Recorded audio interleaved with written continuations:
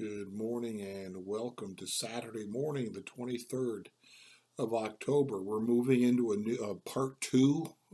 This book is sectioned off. We just got finished with the Beatitudes, and now this one is entitled, this section is entitled Kingdom Commands. Kingdom Commands. There's a small writing to lead us off, and then an overview. And we'll see how time is when we get done with that. It's just one page. We may go into the next. The Sermon on the Mount has been a mystery impossible for many of its advocates to understand. There is no new set of laws here, no new commandments or prohibitions replacing the old 10 commandments.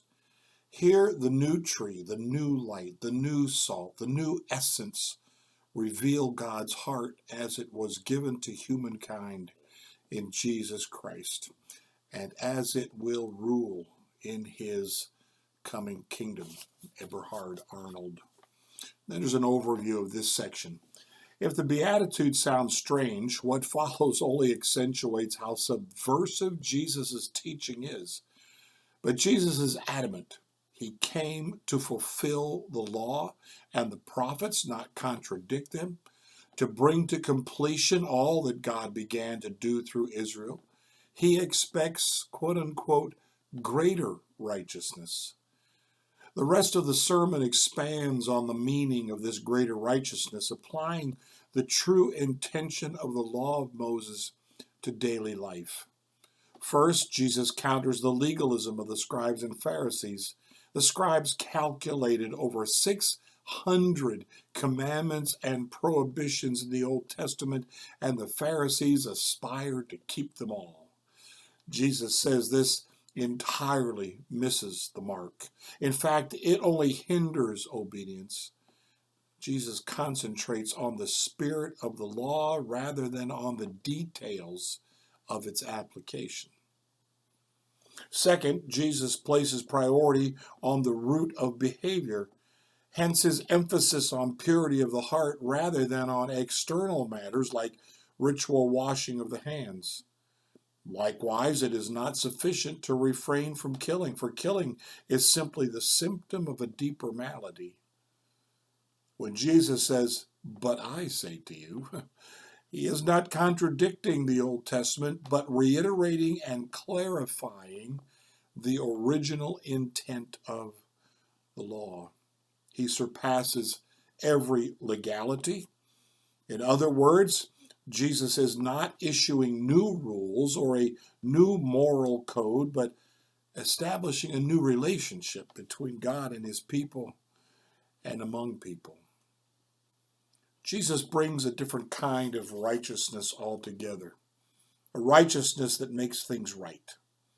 Doing God's will is not a burden rooted in duty, but a creative possibility that liberates us and conquers everything that divides, the sin inside us, the walls between us, and the forces that dehumanize us. The Law is the title for now. We get right into a devotion for today. All of that's been good devotion, don't get me wrong. Good lead-in, though. We needed to hear that. The first one is here is by Barbara Brown Taylor. The scriptures are Matthew 5:17 through 19. Do not think that I've come to abolish the law or the prophets. I've not come to abolish them, but to fulfill them. For truly I tell you, until heaven and earth disappear, not the smallest letter, not the least stroke of a pen, will by any means disappear from the law until everything is accomplished. And therefore, anyone who sets aside one of the least of these commands and teaches others accordingly will be called least in the kingdom of heaven. But whoever practices and teaches these commands will be called great in the kingdom of heaven. Barbara Brown Taylor, very short writing here. Jesus was a Jew. While there are lively discussions to be had with present-day Jews about just how Jewish he was, Matthew's gospel is unambiguous. Jesus was a son of Israel, a descendant of the royal house of David, the Messiah come in fulfillment of ancient prophecy to uphold the divine law that set his people apart and gave them fullness of life. I'm sorry to tell you this, but Jesus was just not a very good Protestant. He was a Jew for whom good works were not optional. He was the loving son of the light giver who gave the law, and he expected those who followed him to follow it too, right down to the last jot and tittle. Later, Paul would mount some good arguments about how the law was God's grace for Jews, while God had something different in mind for Gentiles. But however our view of the law has changed through the years, our spiritual ancestors had the good sense to preserve this core teaching of Jesus in the Sermon on the Mount. God expects us to step up. Righteousness is a good thing. Exceeding righteousness is even better. Knowing God's word is no substitute for doing it.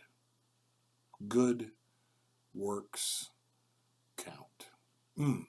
Just those last couple sentences that she writes here, Barbara Brown Taylor writes, God expects us, she paints this as the core teaching of the Sermon on the Mount. God expects us to step up. Say that to ourselves when we get up in the morning. God expects me to step up today. Righteousness is a good thing. Some people will shame us for that or argue with us. Come on, you're holier than thou. Well, we don't do it that way. But righteousness is a good thing. The right way is a good thing. Exceeding righteousness is even better. And knowing God's word, no substitute for doing it. We have got to get a grip on that one. Knowing God's word is no substitute for doing it. And good works count. Blessings to you today. Enjoy your Saturday. I hope to see you in church, Johnson City PM Church on Sunday morning. We're celebrating 100 years of being on that corner. God's faithfulness to us over these years, through so many difficulties. God is faithful. Blessings to you today.